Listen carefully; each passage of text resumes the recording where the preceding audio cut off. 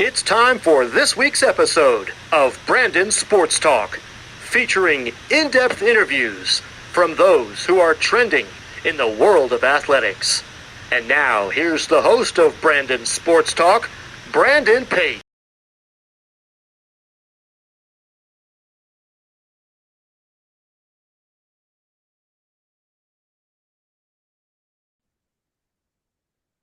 Welcome back to Brandon Sports Talk. In today's episode, I have the privilege of interviewing the UBC's British Columbia's head track and field coach, Laurier Primeau. How are you doing today?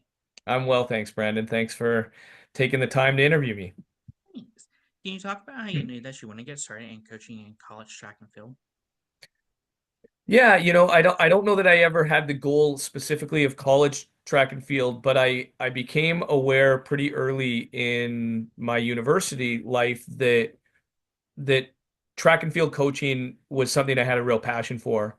And that came about because in second year university, my high school coach, who had been a real mentor to me, passed away. He was 49 years old. He had a brain aneurysm. And my high school principal and administration reached out to me and asked me if I would be willing to come back and coach the team. And those were big shoes to fill. Um, but when the principal calls and tells you he has belief in your abilities as a 20-year-old, that was a pretty fulfilling thing. And so I got into coaching a little bit by accident, but I learned very quickly that I loved it. And I kind of pivoted at university to change my majors so that I could become a high school teacher. And I knew that that would give me access to a population that would be enthusiastic about training for track and field. What was that experience like going to college and competing in track and field? Um, I don't think you could call my experience a typical one at all. So I went to Simon Fraser University, which at the time was more of a commuter school, although they did have residences. I lived close enough that I could commute, so I didn't come from a lot of money, and I came from a single family household where I lived at home to save money and commuted every day to the university. So that in itself was a little bit different. Um, and then the other thing that was vastly different for me is that I had some health issues very early on. And so I had cancer when I was 21 years old, and then again when I was 24, which required me to take some time off to heal. And it took me 7 years to get my first degree because I kept on taking time off and then coming back. Having said all that, I think I had a really nice progression with respect to my own running. And I wasn't a very good 400-meter hurdler coming out of university or coming out of high school. That all changed in my years at university, and I was fortunate enough to become pretty competitive and to run for Canada on a few occasions. What was that experience like going to Vancouver Thunderbirds and being their head coach? Yeah, so you know, basically, I started that club with a couple of parents in the community, and we realized that there was a dearth in the community of track and field coaching outside of the high school experiences. And so we started the club, and we started on the premise that we didn't want our coaches to be volunteers, that we wanted our coaches to be remunerated. And so we developed some fundraising elements that would help do that. And that model has continued to this day. And I think I'm proud of the results of that club. And I recall, I think in 2005, 2006, we had 7 athletes from that club go to the World Under 20 Championships in Beijing. So some really good results from a really small region of Vancouver. What was that experience like getting to coach the Paralympic team in 2012 and going to the Paralympics? That was a turning point, I think, in my career. Um, I had no previous Paralympic experience um, before running a high performance center starting in 2011 for Athletics Canada, where I really started to learn the nuance of coaching both athletes with visual impairments and ambulatory athletes, primarily with cerebral palsy. And I think I became a much better coach for everyone when I learned about the unique aspects of coaching athletes with disabilities, and I think it's made me a better coach today. It certainly made me understand that every athlete is an individual with specific needs.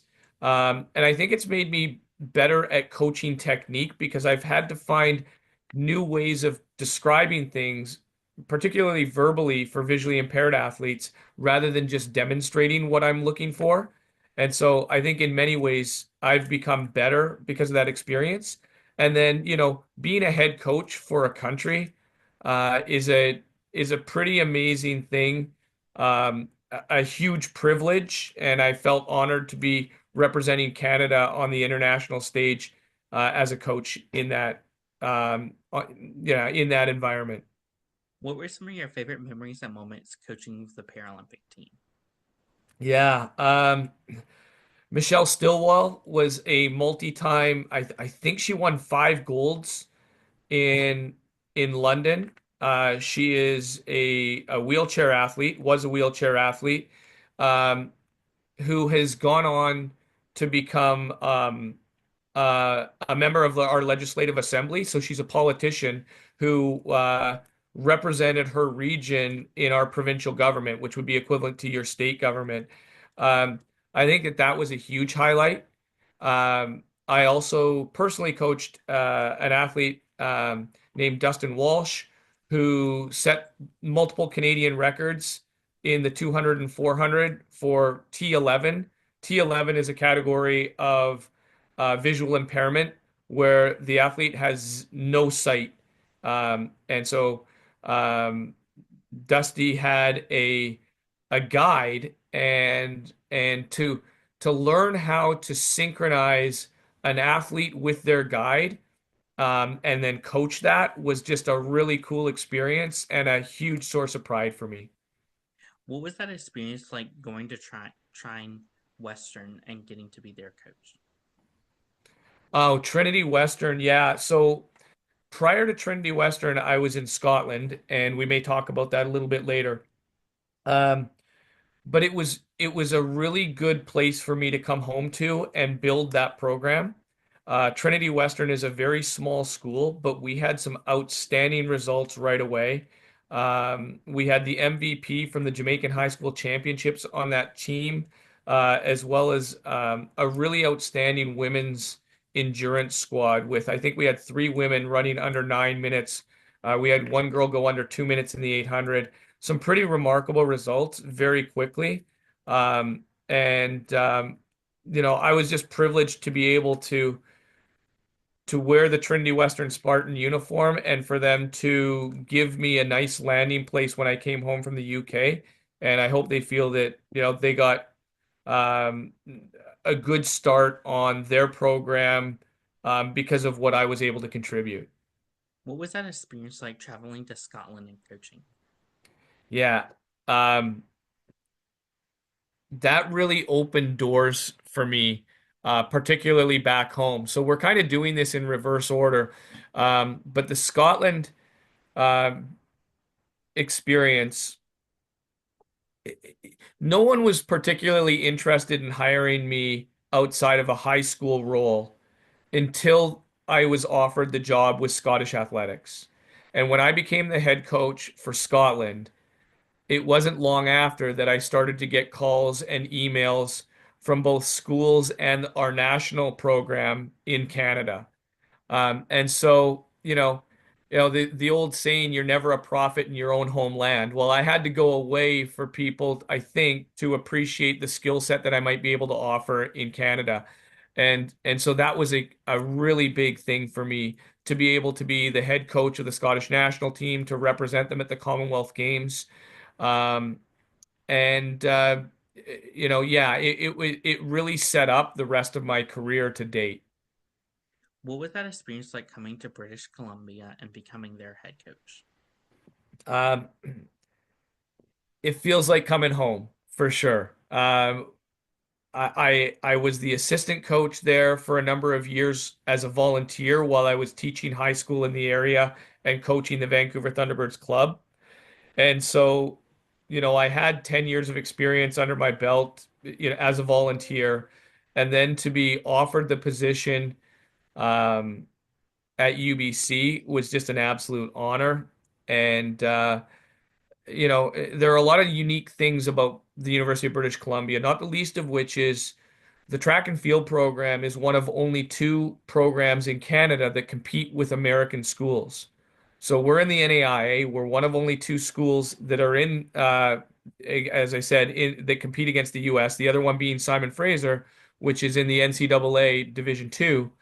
Um, and so for us to compete against arguably the best track and field nation in the world in the US is a real challenge for our athletes and an honor uh, to be able to put ourselves up against the very best.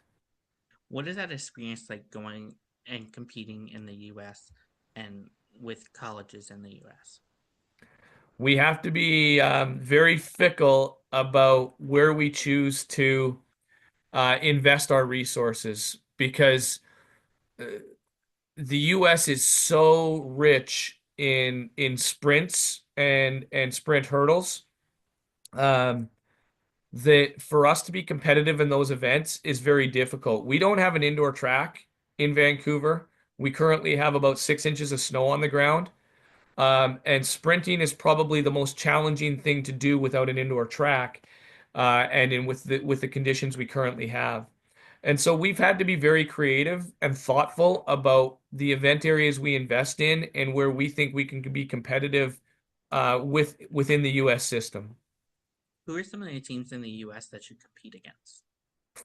Yeah, Indiana Tech is a big one that is, you know, um, a rival for sure. There are plenty of others. Indiana Wesleyan, who has hosted our national championships for the last 2 years, is very strong. There are plenty of schools in Georgia and Florida. Life College comes to mind. Those are the ones within the NAIA. But we also go to invitational meets. So this year we will compete at the University of Arizona, at Oregon State, at Long Beach, and Azusa Pacific. So those are some big programs where while they don't lend themselves to our NAIA competition, we are competing with some of the best NAIA school or sorry, NCAA schools in the US, and those are great opportunities for our kids to sometimes win, sometimes get beat, but always learn. Who are some of the teams in your conference that you compete against? Oh, good question. I don't think I mentioned many of them, and they are formidable. Uh, Primarily all of the NAIA schools in the state of Washington and Oregon, and some of them in Idaho. So, Lewis and Clark, Evergreen, Oregon Tech, Southern Oregon, Eastern Oregon, Corbin. Those are a few. There are more. College of Idaho. Yeah, those are the ones that come to mind. But there are probably three or four more that I'm missing. What is it like getting to compete against different teams in Canada?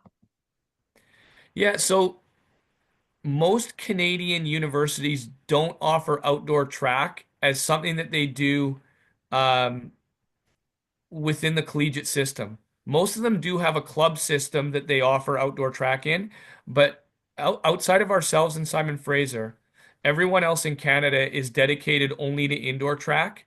I think that has a lot to do with our climate.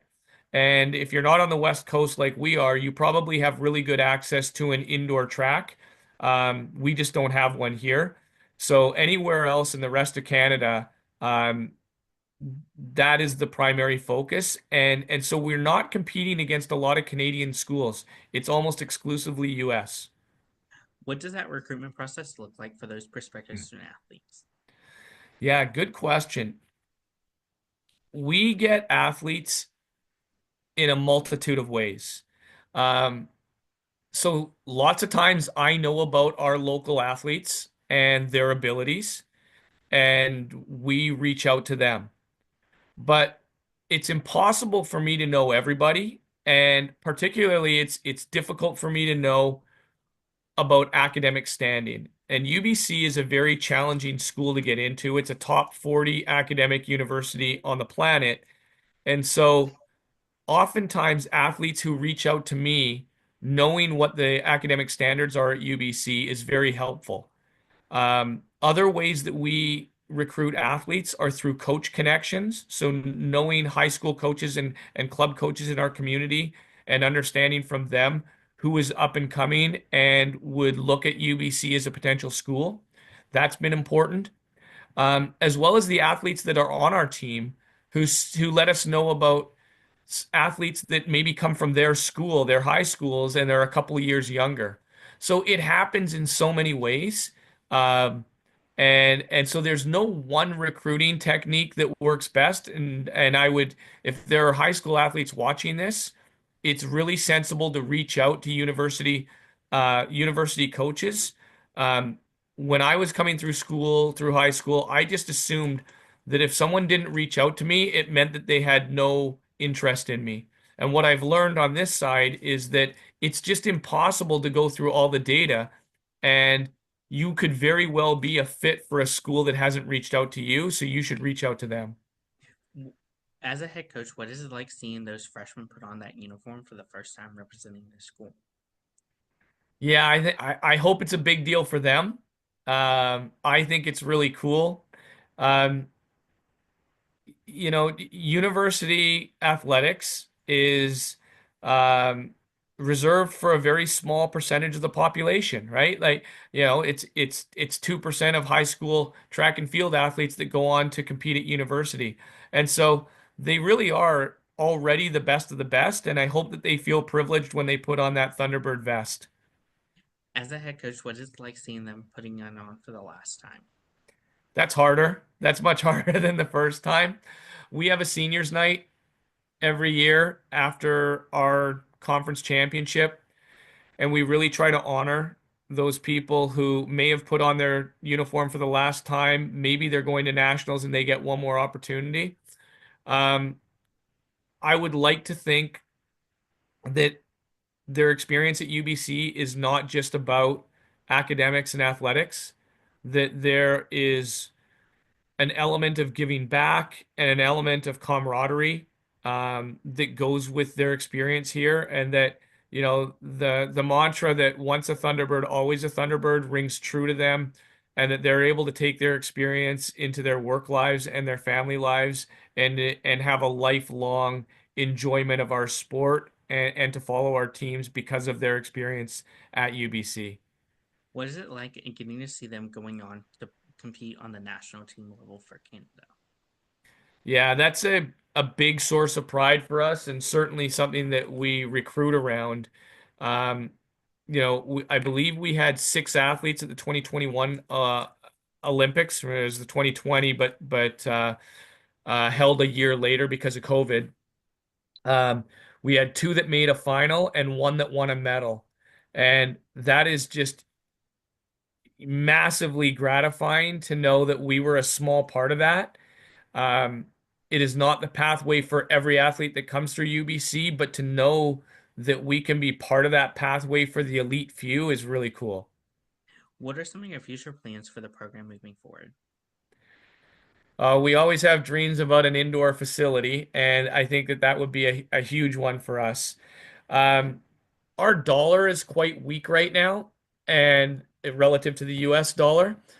And I think as a result, we've been getting a lot more interest from American potential recruits because their dollar will go further here, and our international fees aren't relatively that expensive. So I think that that's an avenue that we're interested in. We have some pretty neat science going on, is particularly with our circle throwers, so our hammer throwers, discus, and shot putters, where our coach Derek Evely is an expert in um, something called Bondarchuk training philosophy, and so the science there is that all of our bars are connected to accelerometers, which are connected to iPads, and the data that we're collecting from their lifting and their throwing every day contributes to what the next workouts look like. And I think that that's a really cool thing that we're doing too. What advice would you give those incoming freshmen entering their first year of college track? Don't do too much too soon.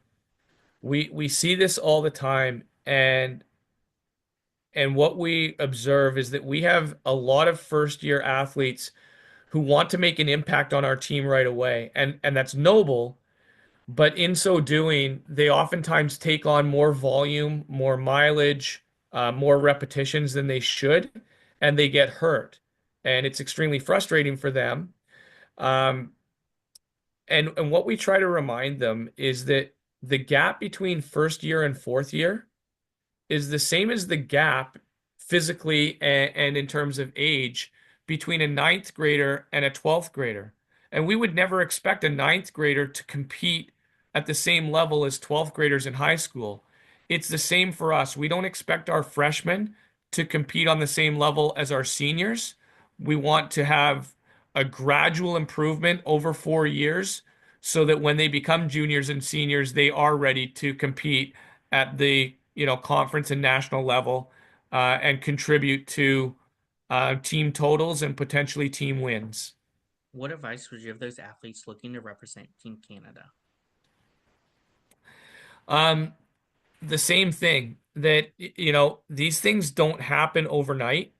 I would say that the most challenging years are when you become a first year senior. So in age group terms, that means you turn 20.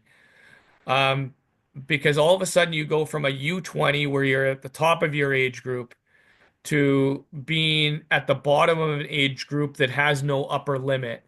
And unless you're in the sport for 8 or 10 or 12 years, you probably don't get to experience the entire capacity of your abilities.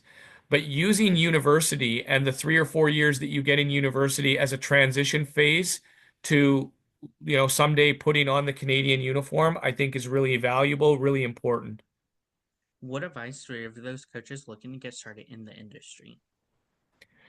Yeah, I think one way is to get involved in your local club, to volunteer at either your high school or your university, and know that you're probably never going to get rich being a coach. You have to do it for the love of it because you're not doing it for the money. Where can my listeners find you on social media along with the program at? I think I'm at Laurier Primeau on Instagram. That sounds right. And then everything else would be at gothunderbirds.ca, which is our website at the university. Thank you again, Coach Laurier Primeau, for your interview and best luck in your future with the Thunderbirds as the head track and field coach. Thanks, Brandon. Nice to talk with you. Thank you. You can find Brandon Sports Talk on YouTube at Brandon Sports Talk. You can find me on Instagram at Brandon Sports Talk. Don't forget to like, comment, and subscribe. Thank you again, Coach, for your interview and best luck in the future.